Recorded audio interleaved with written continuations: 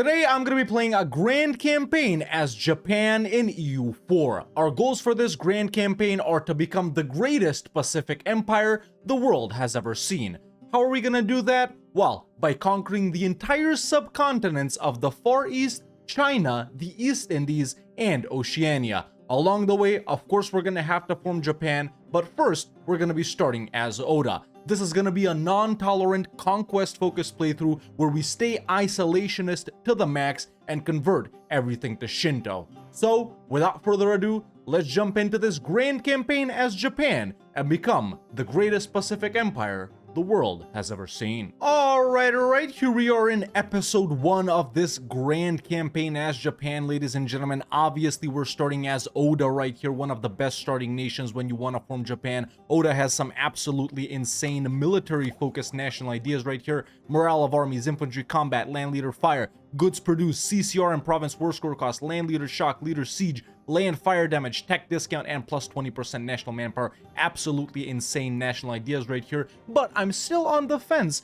whether I do take Japanese national ideas later on when we form Japan. They're not better military-wise than Oda's, but you know, this is sort of going to be a roleplay type of campaign, so I'm still on the fence. But either way, man, obviously Oda, the best starting nation, one of the best for forming Japan, and the goal in this episode 1 specifically is obviously going to be to unify the region of Japan and form the nation of Japan itself. As for our conquest, man, this is the subcontinent map mode, so we're gonna have to own everything that's in the Far East over here, China, the East Indies down here, and all of Oceania, which includes Australia, New Zealand, and all of the Pacific Islands right here. We're not going for anything in North America because, well, I can't be bothered. But yeah, the strat when playing Japan, man, is, you know, to simply go balls out here at the start, you know, murk up and fight as many guys as fast as you can.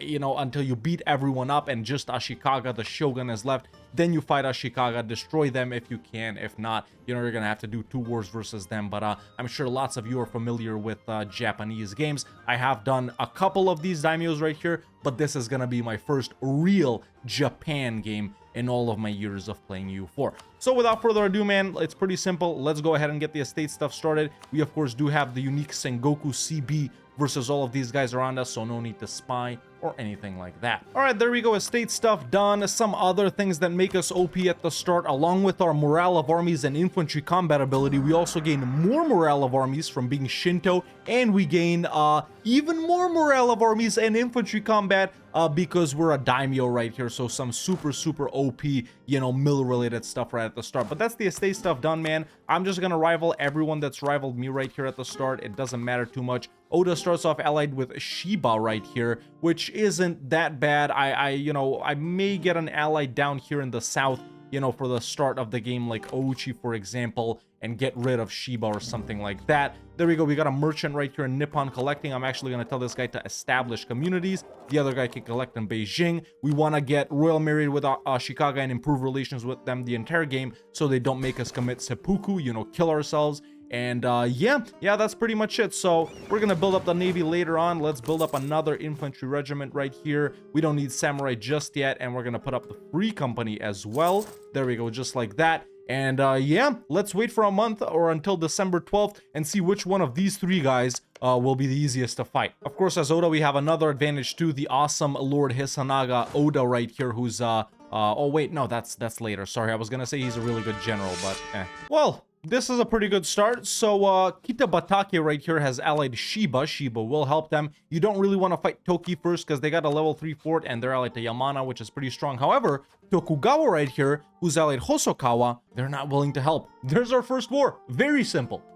And yeah, boys, it's pretty much just gonna be constant wars until we eat up everyone in Japan that's a daimyo. Of course, until only Ashikaga, the shogun, is left. But yeah, there's some decent missions right here. The thing is, man, I'm sure a lot of you guys probably know by now, but the daimyo missions and the Japan missions kind of contradict themselves because you can only get so far, but then you lose these when you form Japan. So it's like, it's really weird. The colonization ones down here, they disappear when you're Japan. So really, you know, we've been focusing quite a lot on the missions in the past grand campaigns. Check them out if you haven't already, by the way. We did some really good ones. We're not really going to be focusing on missions almost at all in this Japan campaign. There we go, first war done, boys. Simple as that. It's gonna be a full annex and we're taking all of their money. Super important to take all of their money when fighting all of these guys because listen, even 15 ducats changes quite a lot. But there we go, we're done with that. We're gonna immediately start coring that up and we immediately need to start looking for a next nation to fight. So Kitabatake here is actually getting sieged down by Toki, so it doesn't really work for us right there. Imagawa, I like the Hatakayama and Uesugi. Okay, what about these guys? Yeah, let me look around a bit better, man. It's some tricky alliances currently. Well, Yamana isn't willing to help out Toki right now, and even though they got a level 3 fort and I gotta go even more over force limit and more into that, I think it's worth it, and, you know, we'll have a fort too. So, actually, if we call in Ouchi here with the promise of land, and we don't got any land to give to them, they'll bring in their troops too, and we won't even have to build up over force limit, but Yamana does join like that, so, frick it. And remember, we always gotta be full stating stuff immediately right here and lowering autonomy as soon as we can, so we can, you know, scale our income and stuff like that, because we really are losing a lot of money as any of these guys right at the start, and less experienced players might run into bankruptcy problems, shoot, maybe 10 years into the game, once you're up to like 4 or 5 provinces, so yeah, you really got to be careful with the economy here. Okay, but done with these guys too. That's going to be a full annex on them as well. Perfect. Okay, now we border some other guys too. We border Hatakayama in 2 different places. They're a level 3 fort guy as well, so maybe we don't get involved with them right now, but yeah, couple of options for sure. Yeah, and you know, that's what I'm talking about, man. When we started, our loans were 5 ducats. When we conquered this, they went up to 8. Now they're at 16. Sure, we're losing a lot of money, but with these 16 ducat loans, we can pay off so many of those 5 ducat loans. So really, the amount of loans that we have pretty much stays around the same level. Okay, so here's the first one of these events that, you know, the incidents which lead us towards being isolationist or open, you know, towards the rest of the world. Now this is where you see it right here, man, in the religion tab. We are going to be going full isolationist for this campaign. Closed doors. That's not really about any modifiers or anything like that. There are really good modifiers in being open too, but it's more from a role-playing aspect. So we're going fully closed doors level 4. So no matter what happens in these incidents, it doesn't matter to me. I'll always choose whatever leads to an isolationist outcome. So this is what we're going for, even though, well, actually, I would probably take this anyway. Okay, my truce with Shiba is up, and they've just lost to Uesugi. Uesugi's taking this, which is actually great for me, so I can fight this pretty big Uesugi. But first, let's take care of little Shiba here. And if you think things are moving quickly, it's because they are. You know, there's only so much to do in this initial part of the campaign, man. It's just wars after wars after wars. The really the only point where you slow down is right before or when you get to fight Ashikaga. Now, these guys, of course, after 10 years will start annexing some of these subjects, and what we hope for right here is that Ashikaga doesn't get too big where we can't full annex them in our only war, or in our first war versus them. Sometimes it happens where they're too big, sometimes they're not, but there's really no way to tell this early. There's another quick little war done, their province, all of their money. So while Uesugi is busy with these guys, I think I'm gonna go for Ishiki right here, who's allied to Kikuchi, who's all the way down here. I'm just gonna call in Ouchi, we'll white piece these other guys, and we'll fight them, well, when we get to them. You know, when starting as Oda in the middle of Japan right here, you sort of have the option to go north or south, which might be a little overwhelming for newer players. And I know I'm doing this video like it's a guide, but it's not. You can follow along like it's a guide. I'm not doing anything crazy, but, you know, for newer players, I'd probably recommend starting like all the way in the south or all the way in the north, so you have one direction to push into the entire game, which might be easier. But either way, there's a war on Ishiki. Listen, apparently it takes 2 to conquer Tango, so shout out to my ally right here. Let's take that province. At this point, Uesugi has finished its conquest up north right here. Their province war score cost is still below 100, which is perfect. I'm gonna declare on them. They're allied to Imagawa. We're taking this one and all these white ones over here. Nice. All right, obviously the most annoying war so far, but Imagawa is out. We can take all of their money. Damn, that was an expensive one. It's already a state, right? Yeah, these are gonna be expensive as hell too. Damn, we're running low on admin here. Okay, but now we're done with Uesugi as well. Obviously, this is gonna be a full annex, and that's a beefy Uesugi. Now, you know, when looking at coalition risks like that and stuff like that in Japan, we really don't have anything to worry about. Now, I'm not going to peace out just yet because I don't want to stay overextended that long. I severely lack admin points, but even if you see something like this, man, that type of coalition will never form in Japan. The guys that all want to join the coalition can't because they're fighting each other. And even if a coalition does form and more guys are in it, like more than 3 or 4, chances are if the coalition does declare, it'll be like 1 or 2 guys in it, so it's really not a problem. But yeah, this big Uesugi right here is gonna give us a little admin trouble, so I'm just gonna wait a couple of months, maybe until we get to like, I don't know, 150, something like that, and then I'm gonna peace out. You know, we do need to slow down a little bit because of this. It is what it is. Oh, at this point we can do a mission, which is the Bushido Code. Yeah, army tradition of 40. Obviously we get army tradition like nothing here because of the battles. Plus 1.5% discipline. Probably the lamest discipline modifier you can get in the entire game. Yeah, okay, so we're probably gonna do some of these, man. This one can be done at the start for 1 stab. I always forget it. Grown by at least 2 states. We're gonna get that one done as well. This one we're probably not gonna get done, if I'm being honest. This one I can't even be bothered to read it, is the thing. So yeah, kind of weird missions, man. You're not incentivized to do these missions. For this one you need to unite Japan or whatever, and then, you know, these are like the colonization ones, which disappear when you're Japan, and these are the ones you want as Japan, not as Oda. So yeah, they're strange missions in Japan. I feel like this is probably the worst region mission wise. All right, I think I'm gonna peace out now. 3rd incident so far. Obviously, I'm not going to be showing all of these. We're always going isolationist. And as we can see, man, a coalition is forming, right? Ando and Nanbu have joined. You know, these other guys down here can join, but it really doesn't matter. At least, well, for these guys it does. They can definitely join. But some of these other guys, which are already fighting each other, as you can see, Hosokawa and Yamana are both angry at me. They can both coalition me. But how are they both going to fight me when they're fighting each other?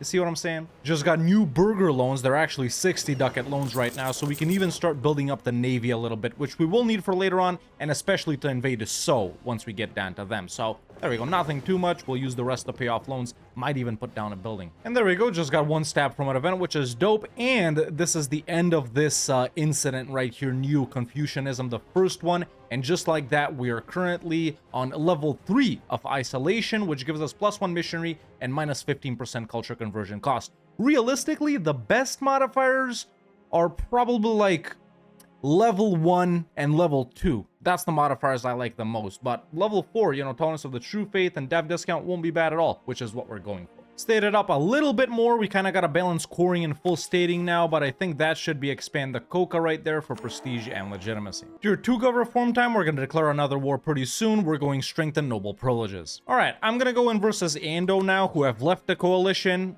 There can't be a coalition if there's no one to join the coalition, can there? So let's eat them up and their ally Satake without co-belligerenting.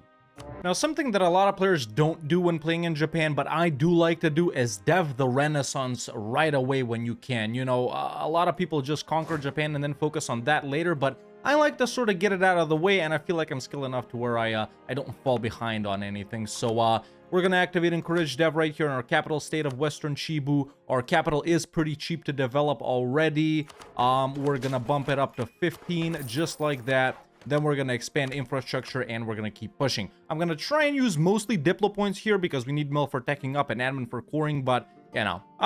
Now something you do... I probably should have broken my alliance with them. So, Ouchi's calling me into a defensive war versus Hosokawa. I can easily beat them, but the thing is, you know, Ouchi's going to take, like, 1 province, give me nothing, and I'll still end up with a giant truce with Hosokawa, so...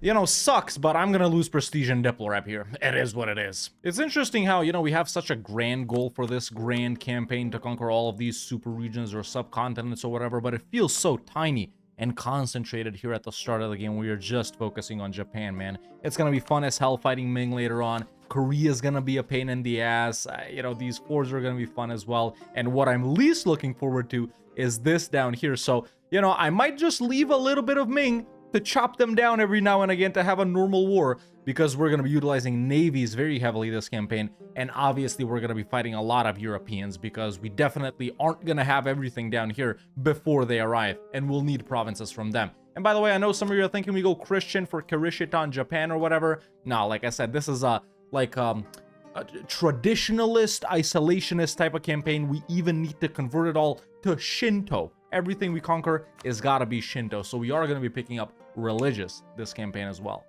Hitachi, my favorite excavator. What were you thinking about? But yeah, we're done with these guys. There we go, full annex. And with these other guys as well. Now I'm gonna go for Nanbu, who is allied to Utsunomiya, which is those guys. Yeah, okay. And see that coalition that formed, it had 5 or 6 guys in it. It never disbanded. I fought some guys that left. Now they're all gone. Coalitions don't matter here, boys. This ain't the HRE. Don't get it twisted. Are we actually making money now? We are. We're even making money. So that's about how big you need to be to make money. I guess we probably own a little more than 1/3 of Japan right here.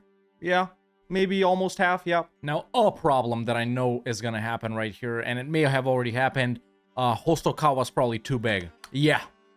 Yeah, okay, Hosokawa is too big to full annex in one war, which does slow down our conquest. And has Ashikaga started annexing anyone? No. Okay, so yeah, it does happen quite a lot that there is one guy right here that you're gonna have to fight twice. It's either Ashikaga or someone else that gotten big, Hosokawa in this case. So they don't have any allies. Yeah, let's wrap these 2 guys up and we gotta hit them, man. Take half, take the rest later. So yeah, there's a peace out on Utsunomiya right here. Wait, they won't accept. Why? All right, I just beat their ass. Come on. Well, 3rd time's the charm. First time for Nanbu, though. Okay, we're coring those. I wonder, my force limit's probably bigger by now. Yeah, okay, so I can still afford to go over force limit even more. I'm gonna get 2 more guys here. All right, fought some rebels, but we're chilling now. I got 14 galleys to their 4 galleys, 5 transports. It's a no-brainer, man. Let's go ahead and fight Hosokawa, Sengoku. We won't be able to full annex them. It's still 100% cost, boys. It's actually probably worth it to take out loans for this, since we are making money now and the loans are so big. Yep. Alright, this war took a pretty long time, but it's only because I wanted to siege down this level 2 fort, because I want to border these guys down here in So, as well. So this is the main province that I actually want, and then we can do something like, I don't know, I guess we should just take max, right? Yeah, let's do that, and then we'll finish off the rest of them later. Okay, perfect. Normally I would go half and half, right? Half now, half later, but they could still expand into someone. Or if they're small like this, maybe Ashikaga will be tempted to annex them and actually save me a long-ass time in waiting for this truce to expire. We're kind of lucky here that Ashikaga hasn't told us to play Sudoku yet. Even running 3 advisors now, we can definitely take it. Okay, don't have any time to waste here. Let's fight this allieless Chiba. And we are done with these guys as well. I don't have a guy. Okay, so yeah, I was building up a spy network on So right here because we actually don't have the Sengoku CB on them. We don't border them. So yeah, let's go ahead and piece these guys out, take all of their money. Nice. Okay, so we only got a couple of guys left here, man. If we check Ashikaga, there's only like 5 daimyos left. So it's me, it's Hatekayama, who is allied to Shimazu, and then it's Shoni, who's allied to So. Perfect. So we're going to declare on Shoni and annex them and So in the same war. And then it's going to be Shimazu and Hatekayama. Hatekayama did me a big favor by annexing Hosokawa right here. So now I don't got anybody to wait for a truce with. And Ashikaga hasn't annexed anyone. They're not even annexing anyone. We can definitely take them down in one war. So this will be super quick. By 1475, we should have all of this wrapped up. And then we can even go for Orochoni up here, who has taken provinces that Ainu starts with. So yeah, let me start pouring this up. Let's drag these boys down south, and it's gonna be super easy. Yeah, well, probably one of the better starts in Japan I've had recently. It's always someone's too big and I gotta wait for a mega truce. Okay, army is in position. There we go. Okay, this war is done too. There's 4 more provinces for us. Nice. Okay, 2 more wars left, man, until we unify Japan. It's just these guys and their ally, and then Ashikaga. Are they annexing anyone? No. Such a weak Ashikaga this game. They're really not doing anything. No seppuku, no nothing. I mean, I think I'm gonna get right into this. No point in waiting around. There's Mill 6 as well. We don't even have the cap. Doesn't matter. Let's declare on Hatekayama. They're not allied anymore. What? Okay, so let's do Shimazu first then. Another easy war done. I mean, there we go. There's our final war before we fight Ashikaga themselves. And there we go. That's done as well. There's 5 more provinces for us. Okay, now, before we fight Ashikaga, I'm actually going to go ahead and enforce our heritage, apparently. Core all of these provinces up and wait until we're done coring, and then we're going to take these guys on. You know, you really do want to keep improving relations with them until the final day, so they still don't make you do seppuku. It's unfortunate that I have a royal marriage with them as well now, which is going to make me drop down to -3, even though I'm at +1, but it is what it is, man. It's like breaking free from your overlord, you know? You guys ever played a vassal? You must have. Well, my guy just died. There's Yoshinobu, the first Oda, 330. Not that good for what we're trying to do. So let's defocus from admin. But, you know, at least I won't get +1 war exhaustion from that. Oh, hell yeah. I don't even have an air. Nice. And there we go, folks. We've cored up all the provinces that I just took. And there's our final war, you know, within our original realm, which is the daimyos and the shogun, right? We're still not done taking over all of Japan, obviously, because you guys might have noticed that Orochoni owns 4 provinces up here. And then Ryukyu has 1 down here. So those are still part of our goal for episode 1 right here, right? And we're going to get more into that later. But, of course, Ming is going to be involved in those wars. It's going to be fun. Either way, man, there's war for the Emperor. Take capital Kyoto. We're out of admin. Break my life. But, hey, it is what it is. It is what it is. Nice. Nice, nice, nice. Well, you know. Oh, actually, not bad. Still haven't pieced out yet, just beating up some rebels, but there's another mission in the meantime. Balance the 4 divisions. Oh, yeah, they are above 60. That was a great time for that to come in. I'm also gonna take that. There we go. And just like that, ladies and gentlemen, we officially abolish the shogunate. We will prevail. Oda will be the new leader of the shogunate, but we won't because there is no shogunate. And there we go. We are independent and we're the shogun. Right. I keep forgetting how that whole thing works, but there we go. We've united Japan and stuff like that. Perma claims, blah, blah, blah. We can go ahead and core up, province up. Yeah, right. Okay, there we go. We saved a little bit right there. I stabbed up manually once from the mission. I am going to stab up again. Frick it. We are going to go ahead and rival Korea immediately and Japan is united. Like I said, frick the missions, boys. We don't really care about them. Of course, we do lose the shogunate like that.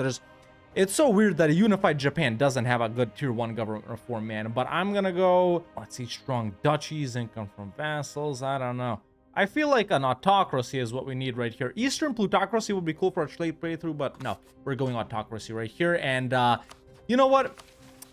I will not abandon Oda ideas. There we go. We can't abandon our roots, and just like that, we stay with these absolutely overpowered mill modifiers right here. We won't restore our color. I like this one better than the other Japan one, so this is what we're staying with. And there we go. We've unified Japan. I love it. Okay, but now the game plan obviously is to do for a couple of years all the things that we haven't been doing that we would normally do, right? We finished stating everything. We lower autonomy. We're really going to start making money now. So we need to put down a bunch of buildings. We're going to spawn gold later on. We're going to take care of Orochoni first right here. Now, it's interesting. Orochoni. This gives us an opportunity to get into Manchuria super early, man. And I kind of did want to go slow and do roleplay type stuff, but I guess it's a good opportunity. Orochoni's province war score cost is 106, so they aren't full annexable in one war, but it's really not a problem. Now, as for fighting Ryukyu right here and Korea, obviously Ming is having a decent campaign right here. They got troops, they got manpower. They haven't blown up. Let's see, Oirat. They haven't tributary to Oirat. Okay, that's interesting. But Ayutthaya is still a tributary. They've passed 2 reforms and they're gaining mandates. So right now, I'm going to assume Ming is going to have a good campaign until I fight them. But what we're really going to do here is the following. I'm going to declare on Korea, just regular conquest, right? That's going to bring Ming in. Ming is going to get tired of that sooner or later, especially if we blockade them hard. And then I'm also going to declare on Ryukyu. Ming isn't gonna be in that war, so that's gonna be an easy conquest on them and an easy push into Korea. Okay, so let's chill for about 5-6 years here, boys, give or take. Then we'll go for Orochoni, and I will establish a foothold in Manchuria, and then we'll go for Korea and Ryukyu.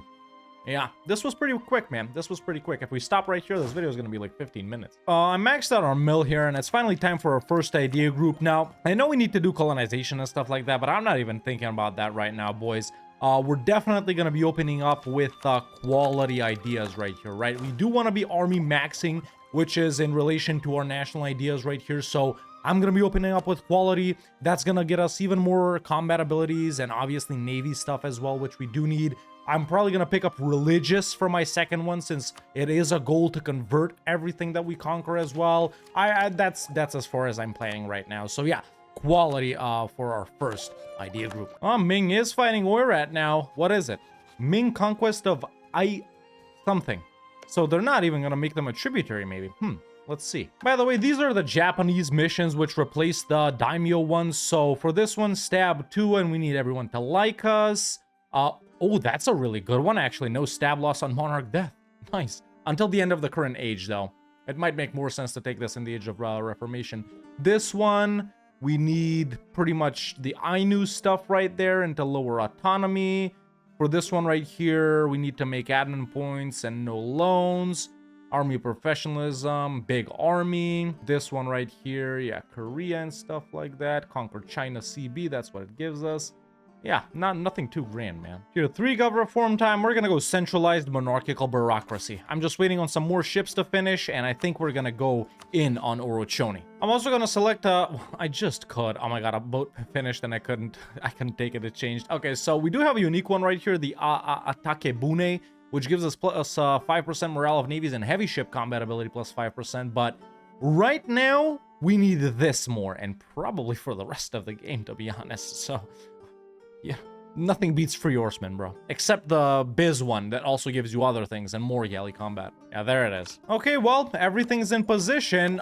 Let's go ahead and declare on Orochoni. They're allied to Nivik and Haishi. Haishi is probably a tributary. Oh, wait. We can co-belligerent Nivik here. Do we do that? Do we want to aggro these guys that much that early? Wait, Animus, Syncretic, Tangri. There's really not that many people to anger, is there? I'm gonna co-belligerent these guys just in case, and let's declare for Shirabeshi right there. There we go. First war, fighting someone outside of Japan, but to take stuff in Japan. Lucky me, their army was actually here. Just picked up admin 6, so that means it's finally time for production buildings, which means even more money. Yeah, the economy is hard when you're a daimyo, but man, once you get all of Japan, you're rolling in cash. Hey, perfect. I was looking for it. But yeah, by the way, boys, in the midpoint of this campaign, man, if you're enjoying this Japan grand campaign, and if you've enjoyed the previous grand campaigns that we've done, and if you want to see more of this one and future ones as well, why not hit that subscribe button if you haven't already? It helps the channel. It lets you stay updated. There's really no downside. So if you haven't subscribed yet, do it. See, now I've beat everyone's ass right here. They got 600 troops. So what you do is you select the army, hold down S and keep selecting it. And then, you know, everyone splits up into equal stacks. And then you just click V, click V, click V, click V, click V, click V, click V, click V. And, you know, you click around everywhere. Click V, click V, click V, click V. You carpet siege. Maxed out on dip. Hey boys, we can always dev. I'm gonna separate piece Nivik here already. Yeah, okay, we see the entire Far East now too, which is awesome.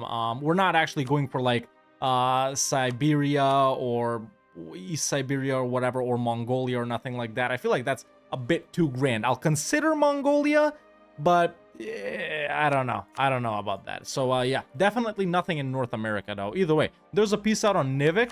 I'm gonna full annex these guys. And there we go. Officially our first piece of land outside of the region of Japan. Still debating on what's going to be states, what's going to be territories, what's going to be trade companies. If we do trade companies, do we want to be like highly centralized? But then again, trade companies are going to make us so much money, and we need to convert the religion to first before we make it a trade company. I'm still thinking about that, but that's like episode 2 and 3 and 4 type stuff. Yeah, these guys are barely full annexable, but we'll still do it. In fact, no, let's not take this and take this instead, because, or maybe this. So like that, yeah, or like this. Like this, I border Shibei, which isn't a Ming tributary, so we can fight them as well. So yeah, there's the piece out on Orochoni. I'm gonna leave them alive in this one province. They aren't full annexable. There we go. Yeah, we're bigger earlier than I thought. Of course, us having stuff over here before we fight Korea does mean that Ming is able to siege it down. So I'm kind of stupid, but we all already knew that, didn't we? All right, now let's core this up. Maybe even fortify ourselves a little bit over here, but then again, that's more war score for Ming and Korea. Then declare a phony war on Korea. Hope that Ming gets tired, you know, declare on Ryukyu as well. My navy's already better than theirs. In fact, let me do a navy comparison with Ming right here. So I got more heavies, I got more galleys. Yeah, we got these guys easily, bro. Oh, Ming did tributary Oirat. Okay, so they are having a good game. More fun for us, I guess, to fight a stronger Ming, who's out of manpower now. Yeah, now just waiting for Ming to take another reform, celestial reform, and we hit Korea. The Wokoku pirates and the Bahan trade. So now we are officially doing the second incident, which is the Wokoku pirate. This one was Neo Confucianism. we're going isolationist in every one of these, no matter what the outcome is. This is like, you know, sort of in a roleplay fashion to represent these guys saying, frick it, we don't frick with no one else, we're just doing our own thing right here. Sometimes it turns out to be positive, right? But sometimes it's gonna turn out to be negative. We're doing it even if they are negative. So either way, I want to stop these picaroons. Second idea group time as well. Let's pick up religious. You know, the earlier we get it, the better, man. I don't know if I've ever seen a religious Japan playthrough, I'm gonna be honest. Oh, very cool. Onimusha in the Edo period. Now, I really do need to take this mission right here, so we just need to lower autonomy, but that's not possible because we have territories. Frick my life. Either way, allow Onimusha to continue operating General 4642 Insane, or their era has ended. They will serve as pawns of power and mandate bureaucracy. Listen, mandate bureaucracy? Get the frick out of here, bro. Get the frick out of here. There we go. Damn.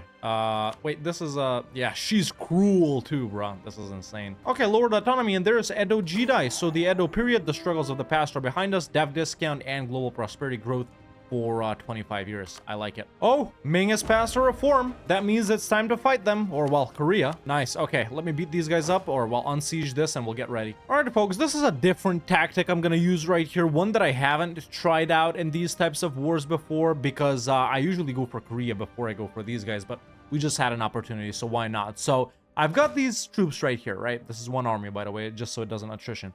We're gonna use these guys to fight Korea and Ming. Now, Korea is actually pretty strong. Whoa, they're a Miltech ahead of me. Damn. Okay, we're gonna have to avoid them, kinda. This is my navy too. I feel like this navy, I'm at, by the way, at naval combat with. I feel like we can beat Korea and Ming with this, and especially if Ming troops come in too, we'll just melt right through them, bro. We're a Miltech over them and their low mandate. So we're gonna deck on Korea, but it's really a fake war, so we can deck on Ryukyu without fighting Ming.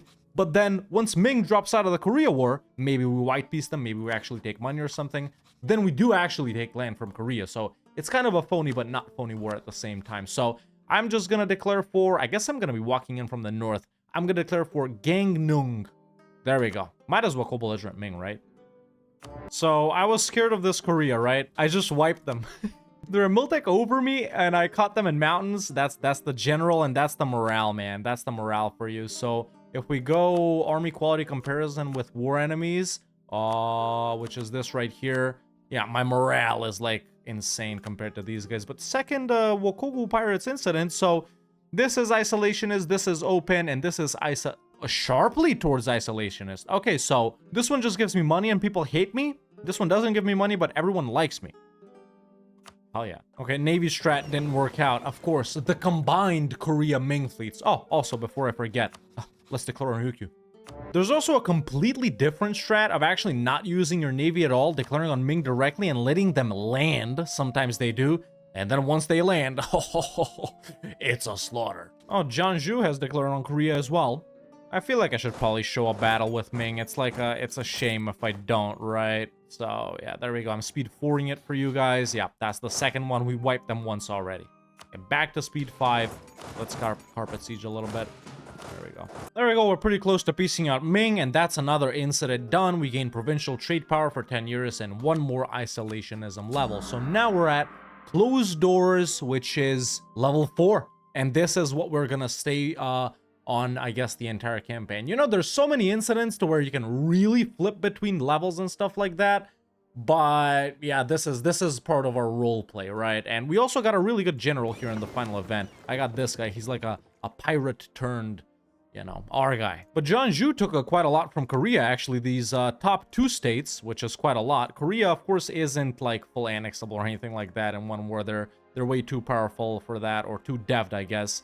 I was sort of considering even taking Beijing here, but we'd drag out the war versus Ming for too long, I feel like, and it's gonna be more fun when we fight Ming for real, you know, even though they are co-belligerented. So I guess we take money from Ming, max from Korea, which would be this, and then another war with Korea. We can fight Jeonju as well. Yeah, not bad. Look who had the balls to land. It's Ryukyu.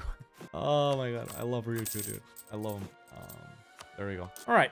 Actually, no, wait. I'll get war reps from Ming. They're still fairly rich. 800 ducats. There we go. Nice. Okay, let's finish off Korea and go for Ryukyu. Well, you know, I had the free company, so I went for Ryukyu. There's Bushido, actually. Book of the Five Rings. Oh, these are the branching missions. I think it's for that one, right? Yeah. So we can either do this, which gives us army stuff, or do this, which gives us navy stuff. Now, they're both until the end of the game, right? Yeah, wow. Going army, baby. Right, as I was saying, we're done with Ryukyu, and with that, ladies and gentlemen, we officially own the entire region of Japan. Nice, that was our main goal for this episode 1. Okay, let's finish off Korea. The Tripitaka Koreana, so we can bring it to Kyoto, and Kyoto gets splendor, institution spread, religious harmonization, Korea hates me. We can burn it down, gain mill points, Korea hates me, or spare it, Korea likes me. This is best, because it's permanent. Okay, Korea will already accept. I don't even gotta siege this level 2 fort down. Okay, Korea will already accept. I don't even gotta siege this level 2 fort over here, which is great. So there's the peace deal with them. And just like that, about a third of Korea is ours. You know, they dev these provinces so much, man, and it might even be beneficial to leave this for like super late game. Let them dev until everything is 40 dev right here and then take it, but no big deal. Okay, so let's reinforce this bitch right here. +1 fort level in Kyoto, which is nice. There we go. Level 2 capital fort, by the way. Core these provinces up, at least the ones we can. And those are pretty much our, what I would call the early game wars as Japan, man. You start as a daimyo, eat up Japan, eat the shogun, eat Ainu, hopefully if they're here, push into the hordes a bit, fight Korea in the main war with Ming, and then the second one with Ryukyu without getting Ming in, you take Ryukyu. Yeah, I like that a lot. There's another mission now as well. Oh, it's down here. Miya Daiku method. Okay, so if our isolationism level is 0 or 1, we receive trade efficiency 2, we get construction, production. That would be nice. And then if it's 3 or 4, we gain a dev discount and goods produced. Actually, that's pretty nice. We could take this at any time, but frick it. Let's take it now. Okay, so because our isolationism level is 4, we gain the goods produced and stuff. Actually, man, already 20% goods produced in 1500, that's not that common. Sure, it doesn't really help out that much because we don't have that many goods to produce, but you get the point. Tea in Musashi, isn't that Tokyo? Right now we produce fish. Of course, it's an excellent idea. It'll become more expensive later. Whereas fish will drop as soon as Britain colonizes like Newfoundland or whatever. This is most likely going to be an ally-less campaign. Yeah. Then again, we said that about the Russia campaign too, but we still had some allies. Oh, so while we're chilling over here, you know, I'm doing construction, working on the economy. This is what it's looking like right now, by the way. I'm noticing that Ming has lost some tributaries. So notably, Oirat, Jeonju, for example, some guys over here, unless someone annexed them somehow. So yeah, maybe Jeonju got that event where like they're too big, we don't want to be a tributary anymore, which is great for me, man. That means we can fight Jeonju. I mean, it's as simple as that. Fight Shibei and Jeonju, just co-belligerent these guys. That's gonna be a nice push into the Manchuria, you know. The thing is, man, I'm still debating whether to go for Mongolia, and we'll leave that for next episode. But, you know, I already told you boys what we're going for. The Far East, China, the East Indies, which is everything over here, and then Oceania, which is everything over here pretty much. But, you know, I know we're doing, like, subcontinent focus this campaign, but I don't know. Tell me what you boys think about us going for Mongolia as well. I'm not really sold on it yet. It feels like kind of too far out for us to be, you know, the Pacific Empire and stuff like that. Then again, the same could be said about Burma, about it being too far away as well, but it's like right there, right? Whereas Mongolia, you know, maybe, I don't know. But yeah, boys, just to show off a little bit of the construction right here as well, as we take brand new burger loans, which are absolutely huge. We can even do a bunch of monuments, which we will get to them, don't worry. But, oh, we should probably do some centers of trade now as well. There we go. So, Suo, that's another one we want to bump up. So, marketplaces I've put down pretty much everywhere that we can right now. Production buildings, man, as you can see, we're building them in all the high value trade good provinces. Fur will become more expensive later on. Churches as well, there's still room for a couple of churches that give us 0.1 ducats a month. And yeah, man, construction is really going great. The economy is booming, and I can only imagine what's it gonna be like when we conquer all of China with these insane trade goods. And Southeast Asia, don't even get me started. Oh, Regency. Estate Regency? Yeah, Merchant Guild's Regency. Okay, well, I hope they're loyal, man. I hope they're loyal. Because this next guy, 336, he ain't half bad. So, and I hope we do stay with the Oda dynasty, but hey, I guess it's 7 years until our next war, and that's actually a pretty good place to call this one. But before that, it's time for our Tier 4 government reform. We do have a unique one right here, interweaving of the shrine and state. It gives us, it allows us to take divine, which we're not gonna go with, but it does give us 25% religious unity and plus 15% Kanushi loyalty. It's a pretty good one. I don't know if it's better than expand temple rights for us, but hey, it's unique, and I'm all about unique stuff. But yeah, boys, with all that said, I think this is a pretty good place to call it for episode 1 of our Japan Grand Campaign. Like I mentioned at the start of the video, our goal specifically for this episode was just to unify the entire region of Japan, which did include Ryukyu and the original Ainu provinces, but because of opportunities that we had, we pushed into Manchuria a little bit, and you know, it's a no-brainer that one of the first places you expand outside of Japan is Korea. So we did accomplish quite a lot, you know, started as Oda in this province right here, ate up the daimyos, ate up Ashikaga, fought, who was it, Orochoni right here, pushed over here as well, ate Nivik too, did the war with Korea, Ming got involved, fought Ryukyu without Ming, took money and war-ups from Ming, took about a third of Korea right here, and our setup for next episode is absolutely excellent, man. And speaking of next episode, what we're gonna do then is, you know, this episode was all about establishing ourselves. The next one is gonna be all about poking ourselves into all of these different regions, which we do want to end up conquering by the end of this grand campaign. So we'll definitely fight Jeonju and Shibe right here, especially because they're no longer a Ming tributary. We'll get into Ming hard. Hopefully they blow up so we have more people to fight. But even if they don't, it's going to be pretty fun fighting Ming and some other guys for provinces in China. You know, Oirat, we're going to get involved too. You guys are going to tell me what you want me to do with Mongolia. These guys down here, we're going to start the annoying process of colonization down here and fighting all of these guys with all of those navies. So it's going to be super, super fun.